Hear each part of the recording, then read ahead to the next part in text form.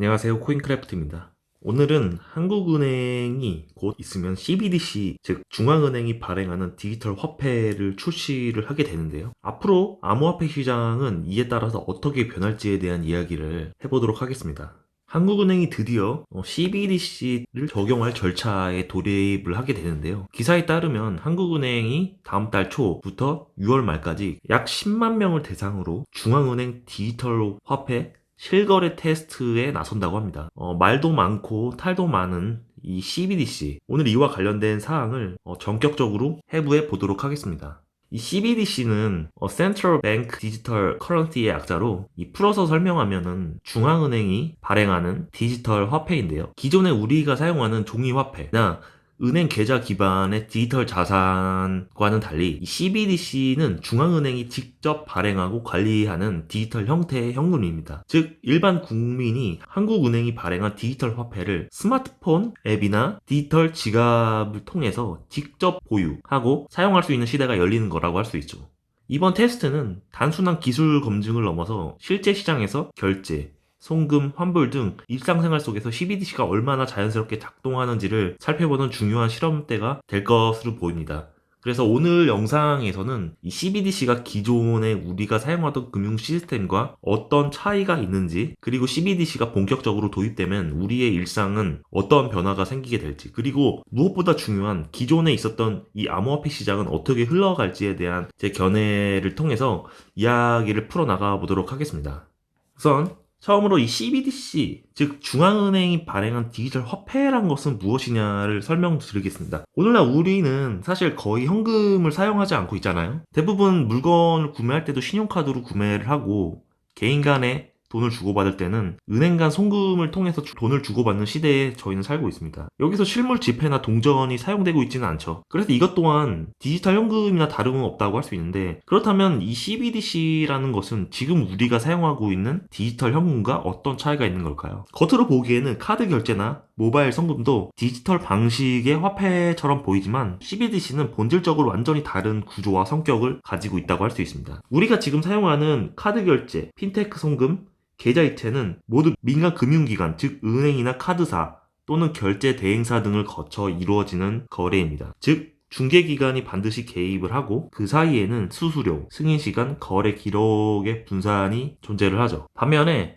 이 CBDC는 중앙은행이 발행을 하고요. 국민이 직접 보유할 수 있는 디지털 화폐입니다. 은행이나 카드사를 거치지 않아도 정부가 발행한 돈을 개인이 직접 보유하고 바로 거래할 수 있는 구조라고 할 수 있습니다. 쉽게 말해서 CBDC는 지갑 속에 있는 현금의 디지털 버전이라고 할 수 있습니다. 따라서 카드가 없이도 결제가 가능하고 은행이 없이도 송금이 가능하며 수수료 없이도 실시간으로 거래를 할 수가 있다고 할 수 있습니다. 또한 정부는 이 CBDC를 통해서 보다 정밀한 통화 정책을 실행할 수 있고 필요할 경우 직접적으로 지원금을 지급하는 등 훨씬 정책에 신속하게 대응할 수 있게 되는 것입니다. 예를 들어서 정부의 정책에 따라서 소비를 빨리 촉진시키기 위해 돈을 갖고만 있어도 마이너스 금리를 책정할 수도 있겠죠. 그래서 가지고 있기만 하면 손해이기 때문에 빨리 돈을 쓰도록 하는 이러한 정책도 가능해지는 거죠. 이처럼 지금의 디지털 결제와는 구조부터 다르고 사회 전체의 금융 흐름을 바꿔놓을 수 있는 그러한 잠재력을 가지고 있는 것이 이 CBDC라고 할 수가 있겠습니다. 그렇다면 이 CBDC가 앞으로 우리의 생활과 금융에 가져올 변화가 어떤지 살펴봐야겠죠? CBDC가 사회에 도입이 되게 되면 생각보다 크고 다양한 변화가 일어날 수 있습니다. 단순히 돈이 디지털로 바뀌는 것 이상이라고 할 수 있는데요. 아래에서 제가 개인, 기업, 국가경제, 그리고 금융 시스템 전반에 걸친 주요 변화를 정리해 보았습니다. 첫 번째는 실질적으로 100% 현금이 없는 사회에 진입을 하게 됩니다. 물론 지금도 현금을 사용하는 사람들이 많이 있지는 않죠. 하지만 CBDC가 적용이 되면 이제 지폐나 동전은 박물관에서나 볼 수 있는 그런 물건이 될 겁니다. 그렇기 때문에 여러분들 동전이나 지폐 버리지 마시고 꼭 집에 보관해 두시기 바랍니다. 언젠간 그것이 돈이 될 수도 있거든요. 아무튼 CBDC는 이런 디지털 현금이기 때문에 지폐와 동전이 점점 사라지게 되고요. 앞으로 모든 결제는 스마트폰 안에 있는 이 디지털 지갑으로 가능해지게 될 겁니다. 그래서 앞으로 스마트폰을 대체해서 디지털 지갑을 전용으로 사용하는 제품들이 출시가 될 거예요. 그래서 앞으로 지금 살고 계시는 우리의 부모님 세대,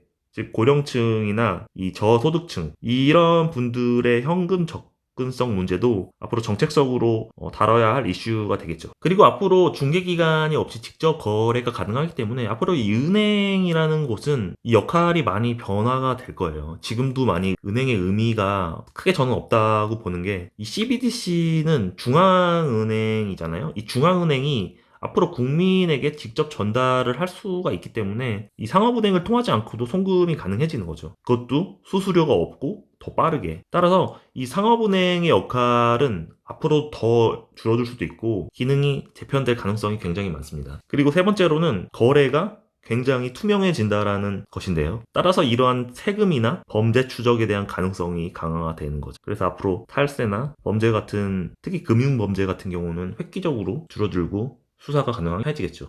그리고 이로 인해서 이를 분석하는 새로운 직업, 예를 들어 온체인 데이터 분석, 블록체인 전문가, 이런 새로운 직업이 탄생이 되겠죠. 그리고 이 거래의 투명성이 증가한다는 것은 반대로 우리의 개인 프라이버시가 침해된다라는 이야기이기도 한데요. 이런 부분은 앞으로 익명성 수준에 따라서 많이 정책이 달라질 거라고 보는데, 이 부분은 좀 깊게 다뤄야 할 부분이기 때문에 이후에 다시 좀 다뤄보도록 하겠습니다. 그리고 앞으로 CBDC가 도입이 되면 수수료가 없어지기 때문에 이런 핀테크나 카드 산업에 영향을 주게 되겠죠. 그리고 기업 입장에서는 결제 비용을 절감을 할 수가 있는 거고, 이 카드사라든지 이런 결제 플랫폼의 수익 구조가 흔들리기 때문에 앞으로 이 카드사나 결제 플랫폼 회사는 새로운 기회를 모색해야 될 거예요. 그러니까 지금 쓸데없이 핀테크 회사, 카드사가 생뚱맞게 코인을 발행하거나 블록체인을 한다거나 이런 일들이 일어나고 있죠. 이게 결국에는 한국 먹거리를 찾아서 나서는 거라고 볼 수가 있어요. 앞으로 애플페이나 삼성페이 그리고 카카오페이는 기업의 명운을 걸고 이 CBDC와 어떻게 통합을 해야 될지를 고민을 해야 할 거예요. 물론 지금도 많은 고민을 하고 있겠지만 이로 인해서 이 기업의 생존 전략이 달라지게 되겠죠. 그렇기 때문에 현재 이 삼성페이나 카카오페이는 이미 산업에 유리한 고지를 선점했다고 할 수 있어요. 그리고 앞으로 은행에 계좌가 없는 사람마저도 디지털 경제에 참여할 수 있는 기회가 확대가 될 것으로 보는데요. 이거는 우리나라뿐만이 아니라 저성장 국가, 개발도상국이나 이런 국가의 소외 계층도 이 스마트폰이나 이런 지갑, 즉 네트워크만 연결이 되어 있다면 계좌 없이도 CBDC를 사용할 수가 있겠죠. 따라서 이 금융에 대한 포용성이 증가를 하게 됩니다. 그리고 제가 초기에 말씀드렸던 것처럼 이 통화 정책이 굉장히 잘 먹힐 수가 있어요. 물론 CBDC가 성공적으로 도입이 된다는 조건 하에 말씀을 드리는 겁니다. 기존에는 이런 금리 조정이나 이런 은행의 대출을 유도하라는 식으로밖에, 간접적으로밖에 통화량을 조절을 하지 못했어요. 그래서 결국에는 금융지원이라고 하면 결국 할 수 있는 게 은행에 금리를 내리거나 하는 그런 정책밖에 가능하지 않았죠. 그렇기 때문에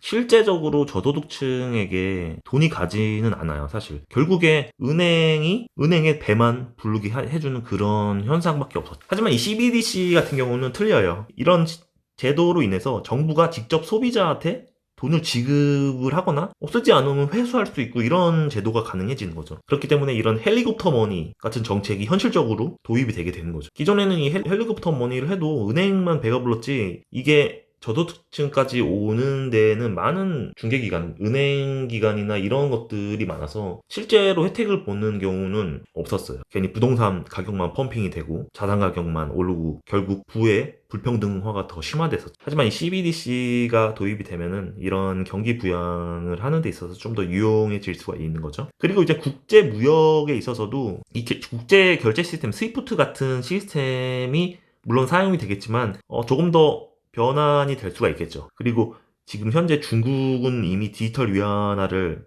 사용을 했고 앞으로 또 디지털 달러, 미국은 이미 CBDC를 폐지를 했고 스테이블 달러로 육성을 하기로 결정을 했죠. 그리고 이런 것들이 결국 경쟁을 하게 될 가능성이 있습니다. 물론 한국의 원화 시스템은 이것들에 비하면 게임이 안 되겠죠.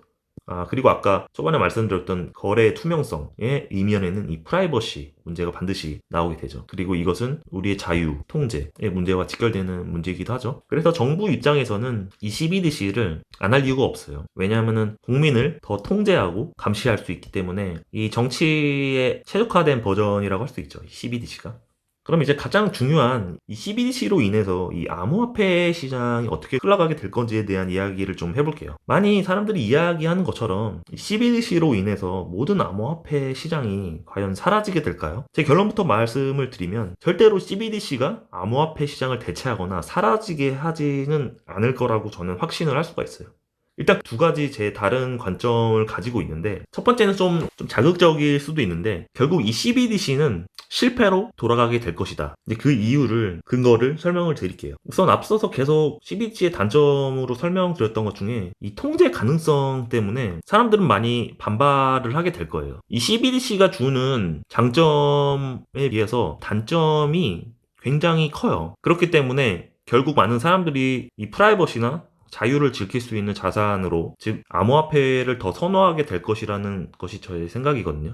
국가 입장에서는 통화 정책을 실행하거나 자금 세탁을 방지, 그리고 세원을 확보할 수 있는 이런 여러 목적이 있지만, 사실 저희 입장에서는 제가 하고 있는 모든 것들이 다 정부에 의해서 다 감시를 당하고 있는 것이기 때문에 이것에 대한 불편함이나 저항감이 사실 커질 수밖에 없어요. 그리고 또 하나 관가할 수 없는 문제 중에 하나가 바로 이 미국에서 적극적으로 육성하고 있는 이 달러 스테이블 코인인데요. 많은 분들이 이 달러 스테이블 코인에 대한 파워를 관가를 많이 하고 있는 것 같아요. 단순히 달러에 연동된 디지털 자산 정도로 보지만 이 달러 스테이블 코인은 이미 하나의 중앙은행의 역할을 대신하고 있는 급입니다. 이미 USD 서클이나 테더 USD는 달러 기반으로 디지털 화폐를 발행하고 있고요. 이 디파이 생태계에서 담보대출로 대출이 이루어지고, 그리고 이자를 주고 지불할 수 있거나 송금할 수 있는 인프라를 구성해주고 있고요. 이미 글로벌적으로 유동성의 공급을 수행하고 있습니다. 더 이상 단순한 토큰의 수준이 아니고요. 이 달러 기반의 디지털 은행이 전 세계 인터넷 위에서 실시간으로 운영되고 있는 거라고 할 수가 있습니다. 그리고 무엇보다 이 전 세계는 이미 저성장 고착화 현상이 두드러지고 있는 상황인데, 앞으로 이런 장기적으로 저성장 측면에서 이 각국의 사람들이 자국의 화폐 가치가 떨어져 가게 되면 사람들이 이것을 지켜만 보고 있을까요? 물론 지금까지는 지켜볼 수밖에 없었어요. 왜냐면 방법이 없었거든요. 물론 부동산을 사거나 주식을 사거나 달러 계좌를 만들어서 인플레이션에 대한 해지를 해오고 있죠. 하지만 그건 있는 사람들의 이야기고 널리 대중적으로 쓸 수 있는 방법은 아니었어요. 하지만 지금은 상황이 너무 달라요. 이미 달러 스테이블 코인이라고 하는 아주 기가 막힌 수단이 있죠. 달러를 내 스마트폰에 보관하고 은행이나 정부와 같은 그 어떤 중개기관 없이 다른 사람들과 주고받을 수가 있고, 심지어 이 달러를 그냥 내 주머니에 갖고만 있으면은 이자를 지급해줍니다. 은행의 계좌에 있는 것도 아닌데요. 여러분, 과연 이거를 쓰지 않을 이유가 있을까요? 정부가 막을 거라고요? 앞으로 제가 말하려고 하는 핵심은 무엇보다 정부가 이것을 통제할 수 없다라는 점입니다. 이 스테이블 코인은 블록체인 위에서 탈중앙화된 방식으로 수많은 국가와 플랫폼을 통해 유통이 되고 있습니다. 특정 국가가 규제한다고 해서 완전히 사라질 수 있는 구조가 아니라는 거죠. 앞으로 자국 화폐의 신뢰가 떨어지는 국가일수록 사람들은 더 적극적으로 스테이블 코인을 선택하게 될 겁니다. 달러의 안정성에 기대서 자신의 자산을 보호하려는 본능적인 움직임이 있는 거죠. 그리고 여러분, 현재 미국의 트럼프 대통령이 달러의 부활을 위해서 이 달러 스테이블 코인을 엄청나게 육성을 하고 있어요. 그런 상황에서 어떤 나라가 달러 스테이블 코인을 법으로 금지를 할 수가 있을까요? 그것은 결국에 미국에 도전하는 거나 마찬가지이기 때문에 아마 그렇게 쉽게 하지는 못할 겁니다.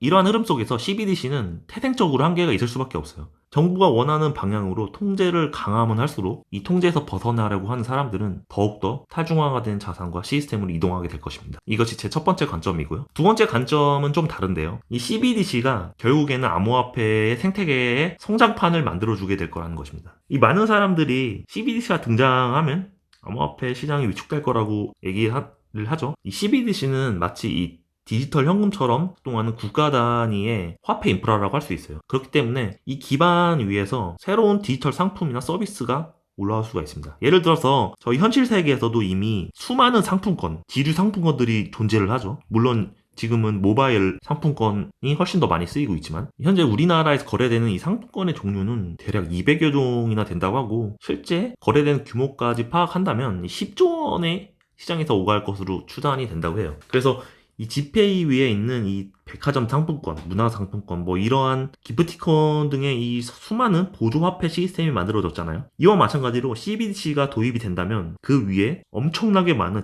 디지털 토큰 생태계가 확장이 될 겁니다. 그리고 무엇보다도 이 CBDC는 단순한 전자화폐가 아니에요. 가장 중요한 건 프로그래머블, 조건부 실행이 가능한 머니라고 하는 것입니다. 이 화폐가 만들어졌을 때 어떤 조건이 만족이 되었을 때 자동으로 특정 동작을 실행할 수 있죠. 예를 들면 특정 날짜가 되면 자동으로 만료된다. 그리고 매장에서만 사용 가능한 소비 쿠폰, 그리고 사용 목적을 제한할 수 있는 지원금 등처럼 이 모든 걸 CBDC와 스마트 컨트랙트, 우리가 알고 있는 현재 암호화폐가 합쳐졌을 때 실현이 될 수가 있는 거죠. 결국에 이것은 CBDC가 블록체인 기술, 디파이, NFT, 그리고 메타버스 자산과 같이 이러한 암호화폐와 자연스럽게 연결이 될 수 있다는 뜻입니다. 실제로 이더리움이나 솔라나 같은 이 퍼블릭 블록체인 위에서 돌아가는 다양한 스마트 계약 서비스들과 CBDC가 기술적으로 연동이 될 수 있는 여지는 충분히 존재를 하죠. 바꿔서 설명을 드리면은 이 CBDC가 디지털 경제에 있어서 도로나 전기, 이 플랫폼의 역할을 한다면 이 암호화폐는 그 위에서 작동하는 자동차,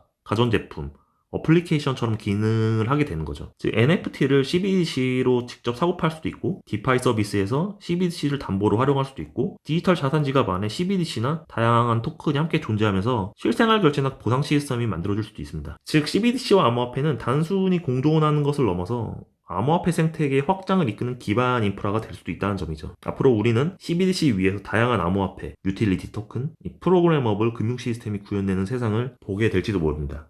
오늘은 이 CBDC에 대한 이야기를 해봤고요. 이 CBDC가 올해 하반기부터 테스트에 돌입을 한다고 하는데, 지금 이 국가가 안 좋은 상황에 있었는데도 국무원들이 열심히 일을 하고 있었네요. 그러니까 결국 우리는 머지않아서 이 정부 주도의 CBDC 시스템과 시장이 선택하는 이 스테이블 코인 중심의 디지털 생태계가 충돌하거나 반대로 공존하는 시대를 마주하게 될 것이고요. 단순한 기술적인 우회가 아니라 이 신뢰, 자유, 선택의 문제가 될 가능성이 있죠. 그래서 앞으로 우리는 이 어떤 화폐가 편리한지를 넘어서 어떤 화폐를 더 신뢰할 수 있는지, 어떤 시스템이 우리의 자유를 보장해 주는가를 스스로 묻게 될 것 같고요. 앞으로 이 선택이 우리가 어떤 미래를 살아가고 싶은지를 말해주는 지표가 될 것이라고 저는 생각을 합니다.